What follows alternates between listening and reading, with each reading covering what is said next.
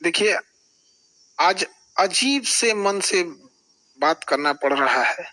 बड़ी दुखद खबर के साथ अचानक से सब चीज चल रहा था। कहीं कुछ कुछ लोगों से कॉल आने लगा कि सर आप न्यूज देखिए, या फिर ऐसे ऐसे घटना हुई है कि रोशन सर के भाई की नेपाल में संदिग्ध स्थिति में डेथ हो गई। तो हमें कुछ देर के लिए विश्वास ही नहीं हुआ। हमको लगा कि ऐसे बोल रहा है सब। आजकल एक न्यूज वगैरह के चक्कर में हमको लगता है ऐसा, तो हम डांटे भी, तुम लोग को ये सब नहीं समझ में आता है, कुछ से कुछ बोलते रहता है। तो कुछ पल के लिए विश्वास नहीं हुआ कि ऐसे कैसे हो सकता है। फिर धीरे धीरे कुछ लोग न्यूज भेजने लगे, फिर न्यूज पे देखे। तो न्यूज देखे ना, तो पैर के नीचे से जमीन खसक गया। एक समय एक कैसा अजीब करवट ले रहा है, किस दौर में, किस स्थिति में समय चला गया है। आखिर ऐसे कैसे हो गया। एक बार आप इसको न्यूज को पहले देखिए। उसको कोई कुछ नहीं किया गया है। इससे पहले मतलब सही से सो नहीं रहा था 5-7 दिन से। उसको थोड़ा सा जो है सेक्रेटरी प्रॉब्लम था, जो जिसका वो दवाई खाता था। ज्ञान बिंदु कोचिंग संस्थान के डायरेक्टर रोशन आनंद के भाई प्रिंस यादव की संदिग्ध स्थिति में मौत हो गई। वहीं उनकी मौत के मामले में अब एक बड़ा खुलासा हुआ है। प्रिंस यादव के साथ नेपाल गए उनके दोस्तों ने बड़ा खुलासा करते हुए बयान दिया। सुनिए, प्रिंस यादव के साथ नेपाल गए उनके दोस्तों ने उनकी मौत को लेकर क्या कुछ बताया। हम प्रिंस का दोस्त हैं। प्रिंस का पहले से दवाई चलता था मेंटल का, उसको 2 बार अटैक आ चुका था। उसको कोई कुछ नहीं किया गया है। इससे पहले मतलब सही से सो नहीं रहा था 5-7 दिन से। तो 2-3 दिन से वो दवाई स्टार्ट किया, तो 2-3 दिन से मतलब पर्याप्त मात्रा में सोने लगा। कल भी देखे सो रहा है। बोले अब तो रिलैक्स हो गया। मुझे जिसको जो सो गया तो उसको मेंटल ऑटोमेटिक शांत हो जाता है। तो हम लोग सोचे कि अब सो रहा है। उसके बाद मतलब शाम में मतलब हम लोग बाहर निकले। एक मतलब मेरे साथ में जो है ललित और ब्रजेश जो है उसको वहाँ पे छोड़ के गए। तो बाकी पर्याप्त मात्रा में सो रहा था। धीरे धीरे लंबा मतलब सांस लेने लगा, लंबा सांस लेने लगा। उसके बाद उनको कॉल किया हम लोग को, तो तुरंत हम वहाँ आए। हम जितना भी थे साथी उसको तो एम्बुलेंस मंगवाए। एम्बुलेंस न्यूरो हॉस्पिटल लेकर आए, समझे। तो वही उसी लाने के क्रम उसका डेथ हो गया। कोई मारा क्या? नहीं, कोई नहीं। हम लोग बहुत करीबी दोस्त हैं। हम लोग क्यों जो करेंगे उसके। कोई दूसरा है कोई मारा? नहीं, कोई नहीं। उसको पहले से दवाई चलता था। हम 3 तारीख को प्रिंस के साथ यहाँ नेपाल आए हुए थे और नेपाल में अलग अलग होटल में रह रहे थे। इस घटना के रात में अचानक क्या हुआ कि हम लोग 6 बजे के प्रिंस खाना वाना खा करके अच्छा से सो गया था दवाई खा करके। उसको थोड़ा सा जो है सेक्रेटरी प्रॉब्लम था, जो जिसका वो दवाई खाता था। घटना के दिन हम लोग जो है यानी कि यहाँ इनरवा घूमने के लिए थोड़ा सा चल गए थे, क्योंकि वो सोता था। तो हम लोग सोचे तब तो घूम आते थोड़ा देर। वो पूरा सामान ही था। और यानी जब हम लोग घूम के आए, जब घूमने गए तो वहाँ फोन आया कि इसे इसका तबीयत खराब हो चुका है। तो जब तक हम लोग आए तब तक एम्बुलेंस में बिठा कर हॉस्पिटल ले गए। तो हॉस्पिटल में प्रयास किया बचाने का, लेकिन बचाया नहीं जा सका। इसको हम लोगों में से किसी के द्वारा मारपीट नहीं किया गया है, ना ही अन्य व्यक्ति के द्वारा मारपीट किया गया है। कोई मारा नहीं है। वो जो है बीमारी के मतलब सेक्रेटरीज का बहुत समय दवाई खा रहा था, उसी के कारण मरा है। पटना के ज्ञान बिंदु कोचिंग संचालक रोशन आनंद के भाई प्रिंस यादव की नेपाल के विराट नगर में हुई मौत को लेकर नेपाल पुलिस की जांच में बड़ा खुलासा सामने आया। शुरुआती जांच में ये बात सामने आई कि प्रिंस यादव मिर्गी की दवा का सेवन करते थे और उनके कमरे से ऐसी दवाएं भी बरामद हुई।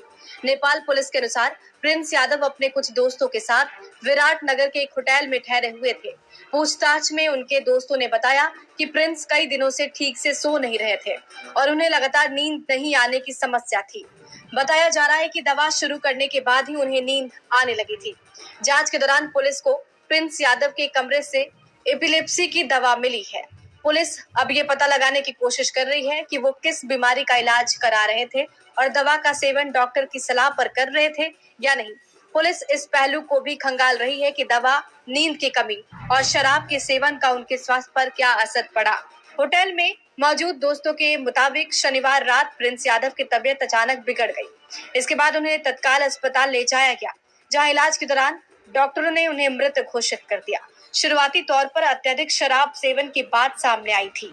नेपाल पुलिस ने साफ किया है कि मौत की असली वजह और साथ मौजूद लोगों के बयान के आधार पर जांच आगे बढ़ा रही है। वहीं नेपाल पुलिस के मुताबिक प्रिंस एफसी की दवा भी बरामद की है। वहीं अब देखने वाली बात होगी कि आगे इस मामले में क्या कुछ निकल कर सामने आता है। देखिए, जब वीडियो देखने के बाद एकदम दिल दहल गया।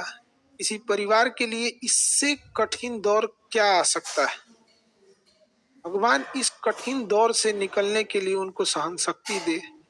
इतनी भयानक स्थिति और इतनी कठोर स्थिति में वो कैसे निकल पाएंगे लोग। इस घटना के बाद पता नहीं कैसे परिवार सहन करेगा इसको। इस कठिन दौर में हमारी संवेदना परिवार के साथ है। जब कभी आदमी ऐसी खबर सुनता है तो दिल बैठ जाता है। किसी के परिवार के साथ ऐसा ना हो, दुश्मन के परिवार के साथ भी ऐसा ना हो। हमारी पूरी संवेदना है परिवार के साथ। हमसे जो संभव हो सकेगा, हम अभी परिवार किसी बात करने की स्थिति में नहीं होगा। हम इस चीज को समझ सकते हैं कि किसी के साथ ऐसा ना हो, लेकिन हमसे जो प्रयास होगा, हमसे जो कहेंगे लोग, हम वो हर संभव मदद करने को तैयार हैं, चाहे जो कुछ वो कहें। इसमें सबसे जरूरी बात क्या है कि जो मीडिया को काफी संवेदनशील होने की जरूरत है। जो ऑथेंटिक न्यूज है वही चलाएं। अलग अलग इधर उधर अफवाहें या अटकलों पे ना जाएं। ये बहुत संवेदनशील मामला है और पुलिस अपना एक ऑफिशियल बयान जारी करे जिससे कि स्पष्ट हो सके चीजें क्या है और जल्दी से जल्दी इसका पोस्टमार्टम रिपोर्ट सार्वजनिक किया जाए। और सबसे ज्यादा जो अजीब सा चीज लग रहा है, ये कोइंसिडेंस, ये कैसे कोई तीसरा इंसान इसमें इन्वॉल्व लग रहा है। आखिर इतनी खतरनाक चीजें, इतनी अमानवीकृत कैसे कोई कर सकता है। तो इसमें कोई ना कोई तीसरा साजिश जरूर कर रहा है। इसके लिए एक उच्च स्तरीय जांच होनी चाहिए और उच्च स्तरीय जांच की रिपोर्ट को लाया जाए और जो दोषी पाए जाएंगे उनमें एक को भी न छोड़ी जाए। फांसी से नीचे इनकी कोई सजा नहीं होनी चाहिए। आखिर ऐसा किसने, अगर किसी ने इसमें इन्वॉल्व है तो। अभी न्यूज में पता चल रहा है कि अलग अलग न्यूज अलग अलग चला रहे हैं। कृपया करके न्यूज वालों से भी हाथ जोड़कर विनती है। कोई कहता है कि मिर्गी की दवा खाई, एक दूसरा न्यूज देखो तो कोई कह रहा है कि शराब, कोई अलग न्यूज दिखा रहा है, कोई कुछ न्यूज दिखा रहा है। तो कृपया न्यूज वाले ऑथेंटिक चीजों को दर्शाओ। किसी की जान गई है, क्या मिर्गी की दवा कहाँ से थी, कहाँ से लाया गया, इसकी जांच पुलिस सार्वजनिक करे इस मामले को। और जो न्यूज में चल रहा है कि 5 लोगों को हिरासत में लिया गया है, सबसे जरूरी चीज है कि उन 5 लोग कौन कौन से थे, उनको नाम सार्वजनिक किया जाए। उनकी भी जांच होनी चाहिए कि वो आखिर कौन थे। दोस्त के रूप में कोई और तो नहीं था। ये तीसरा एंगल कोई हो भी सकता है इसमें। इस चीज को नकारा नहीं जा सकता है कि जिस तरह से इस मामले को तूल पकड़ाया गया, एक गार्ड का मैटर था, अपना सॉल्व हो जाता है इसको, लेकिन इसको इस तरह से तूल पकड़ाया गया इतना बड़े लेवल पे।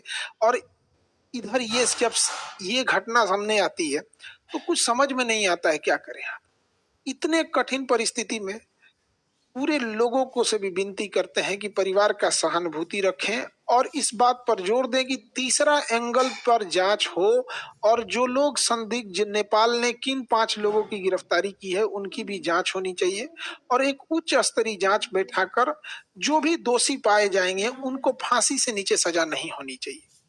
देखिए, जो इंसान अब पुण्य आत्मा अब दुनिया से चली गई, भगवान उनको शांति दे, लेकिन यदि इसमें जो इन्वॉल्व है उसको पुलिस पकड़ लेती है या उच्च स्तरीय जांच में आती है तो कहीं ना कहीं ये उचित रहेगा। इस कठिन परिस्थिति से अजीब सा समय ले आ देता है।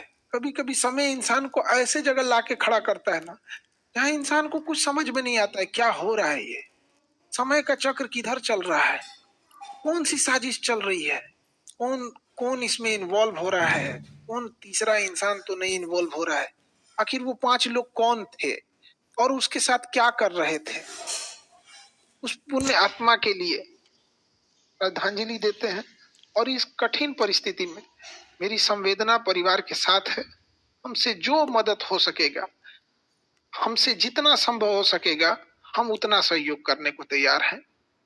लेकिन सबसे जरूरी चीज है कि पुलिस को इसमें आके एक ऑफिशियल प्रेस विज्ञप्ति जारी करनी चाहिए और जल्दी से जल्दी जो रिपोर्ट है उसे सार्वजनिक करनी चाहिए ताकि चीजें सही दिशा में जाए।